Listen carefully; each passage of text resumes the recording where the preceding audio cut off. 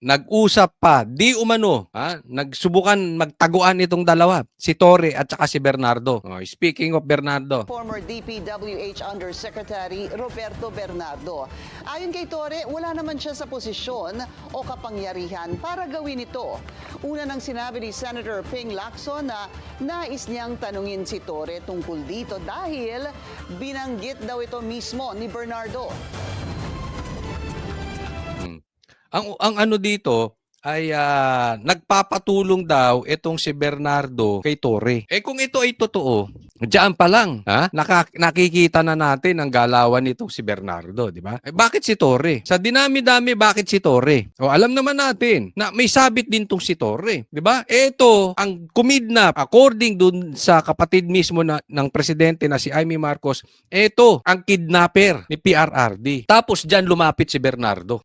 Kung totoo yung sinasabi nila Lacson, di ba? So doon pa lang, questionable na talaga to si Bernardo. Talagang lulukuhin tayo nitong mama na ito. At kung natuloy yung paglapit niya kay Torre, i-guarantee nyo, kasalanan naman ng mga Duterte yan. Hindi magtuturo ng tama yung Bernardo na yan. Nakukuha po natin, yung motive pa lang. The motive and the intention, mali agad.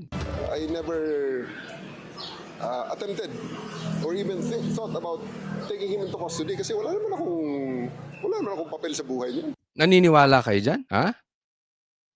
Anyway, may nagsisinungaling sa kanila. Kasi sa kanya, tinatanggi niya na hindi sila nagkausap patungkol dito sa custody ni Bernardo. Oo, pero ibang sinasabi nila Lacson, di ba? So, in short, magkaiba sila ng sinasabi. In short, may sinungaling. Nakukuha po natin. Pero, yung karakter, yung personalidad nito si Bernardo, maglilinis talaga ng pangalan. Kaya siya lumapit, kung totoo man, dito kay Torre.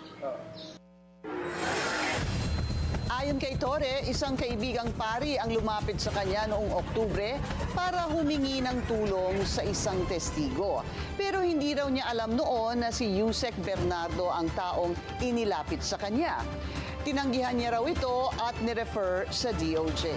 Teka na medyo may twist doon. So una, tinatanggi ni Torre, hindi ko alam niya, wala akong kinalaman dyan. Pero sa dulo ng balita na ito, parang sinasabi niya, may nilapit sa akin ang isang pare at hindi niya alam na si Bernardo to. So parang nag-iiba siya nag-iiba siya ng tono. At sa madaling salita, nilapitan nga siya. Sa kanya mismo, hindi niya alam na si Bernardo to. Pero kung iyan po ang inyong kwento, in short, lumapit nga si Bernardo. Hindi lang daw tinanggap ni Torre. Ayan. Bakit? Alam niya na nalalagyan si Torre? Ibig sabihin, maglalagay si Bernardo? Bakit siya lumalapit sa isang pare?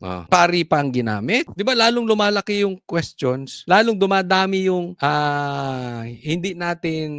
dumadami lalo yung tanong natin, yung hindi natin makita na may katotohanan na sasabihin itong Bernardo. Doon pa lang makikita nyo na agad na questionable ang consistency nitong tao na ito. Diba? Ililigtas yung sarili. Gagawa ng paraan para syempre, yung kanya namang dapat yan, ang nilapitan mo, lapit ka sa abogado. Diba? Kasi kung totoo yan, sabi? Nilapit na sa DOJ. Nilapit daw ni Torre sa DOJ.